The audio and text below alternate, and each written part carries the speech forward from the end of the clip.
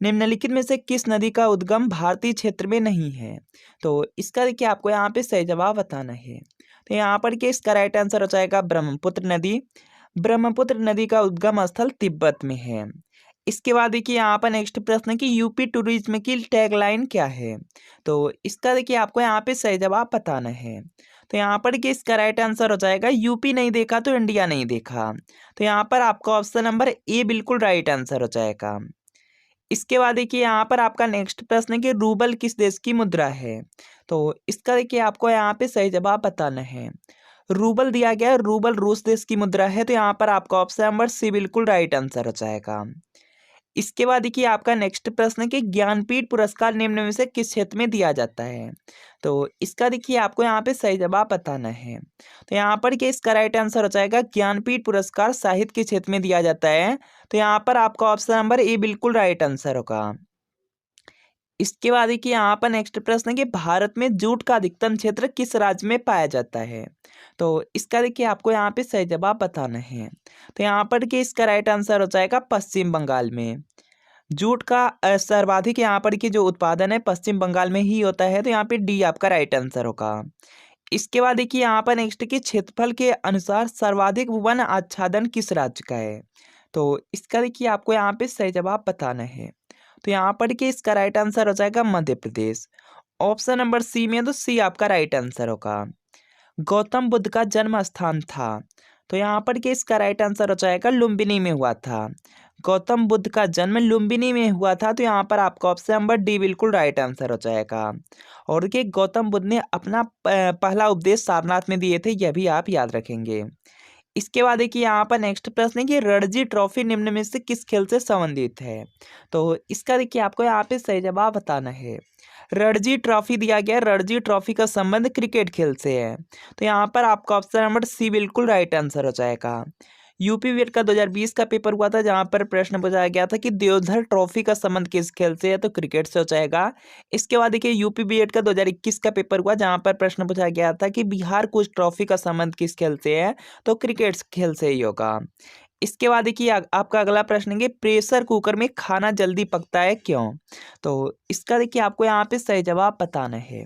तो यहाँ पर कि इसका राइट आंसर हो जाएगा प्रेशर कुकर के अंदर दाब बढ़ने से पानी का क्वथनांक बढ़ जाता है। तो यहाँ पर आपका ऑप्शन नंबर ए बिल्कुल राइट आंसर होगा। अगला देखिए प्रश्न आपका यहाँ पर दिया गया है कि निम्नलिखित में से किसे कंप्यूटर की मुख्य स्मृति कहा जाता है? तो इसका देखिए आपको यहाँ पे सही जवाब बताना है। तो यहाँ पर कि इसका राइट आंसर हो जाएगा रैम को। रैम को कंप्यूटर की यहाँ पे मेन मेमोरी कहा जाता है। तो यहाँ पर आपका ऑप्शन नंबर ए बिल्कुल राइट आंसर होगा। और इसका फुल फॉर्म पूछा जा सकता है रैंडम एक्सेस मेमोरी होता है और रोम का फुल फॉर्म पूछा जा सकता है रीड ओनली मेमोरी होता है। इसके बाद देखिए आपका अगला प्रश्न है कि अंतरराष्ट्रीय तिथि रेखा है। तो इसका देखिए आपको यहाँ पे सही जवाब बताना है। तो यहाँ पर कि इसका राइट आंसर हो जाएगा 180 डिग्री देशांतर हो जाएगा। डी में तो डी आपका राइट आंसर होगा।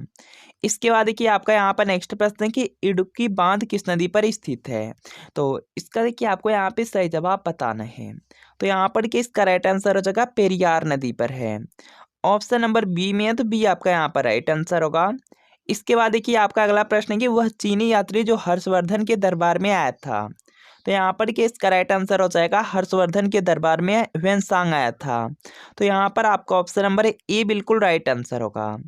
इसके बाद देखिए आपका अगला प्रश्न है कि निम्नलिखित में से किस ग्रह को लाल ग्रह के नाम से भी जाना जाता है?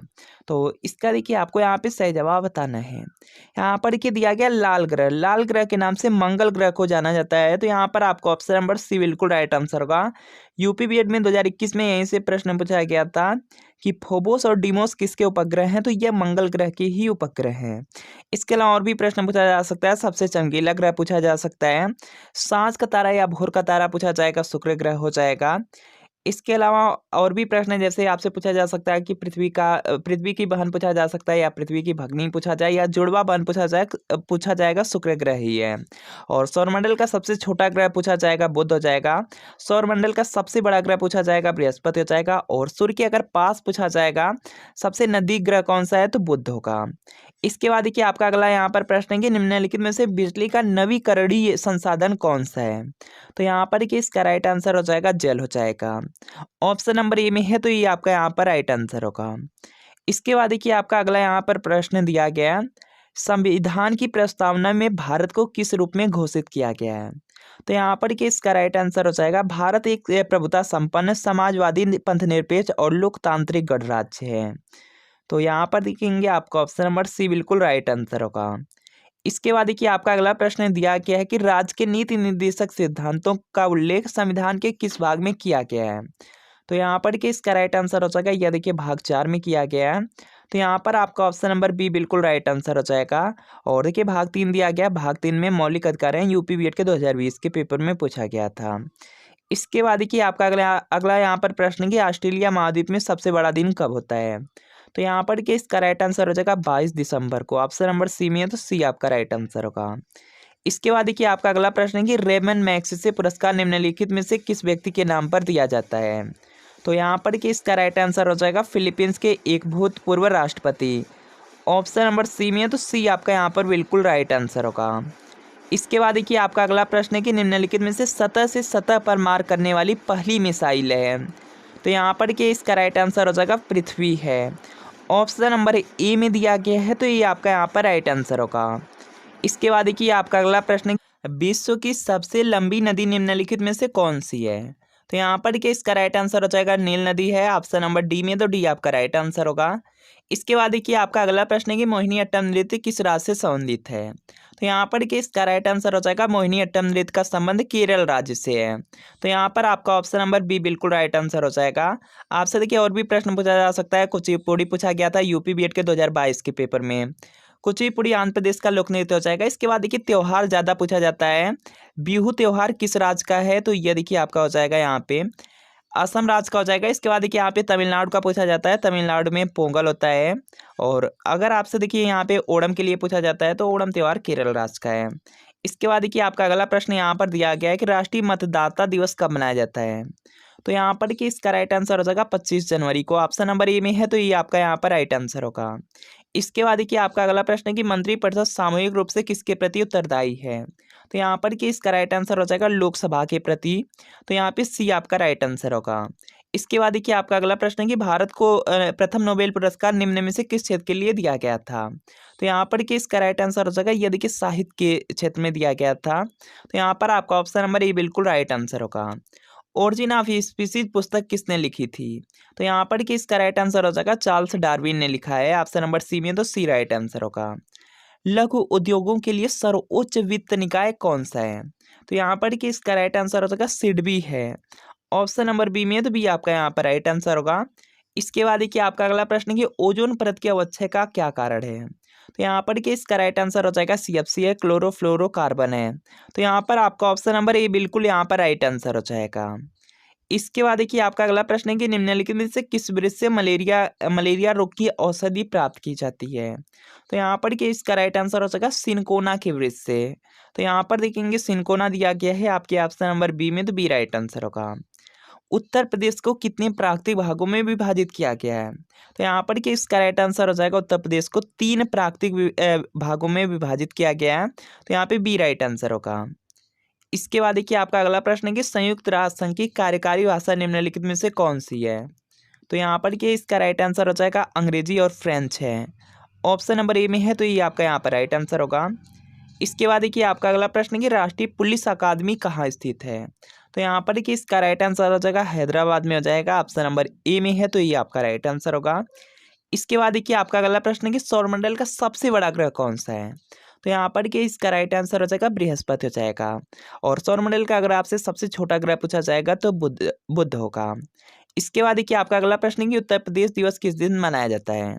तो इसका देखिए आपको यहाँ पे सही जवाब बताना है। तो यहाँ पर कि इसका राइट आंसर हो जाएगा 24 जनवरी को। उत्तर प्रदेश दिवस 24 जनवरी को मनाया जाता है। तो यहाँ पे डी आपका राइट आंसर होगा। इसके बाद देखिए आपका अगला प्रश्न है कि साइबर क्राइम से संबंधित सूचना प्रौद्योगिकी अधिनियम 2000 कब संशोधित किया गया।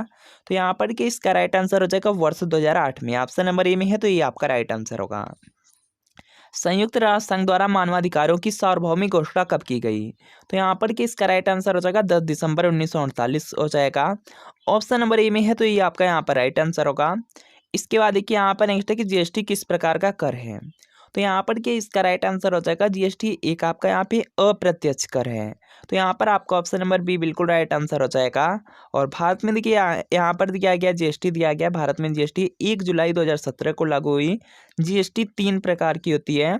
और आपको देखिए यहाँ पर कमेंट करना है कि जीएसटी का फुल फॉर्म क्या होता है, यह आप लोग कमेंट करेंगे। इसके बाद देखिए आपका यहाँ पर नेक्स्ट प्रश्न दिया गया है, इनमें से सोशल मीडिया कम्युनिकेशन का साधन कौन सा है। तो इसका देखिए आपको यहाँ पे सही जवाब बताना है।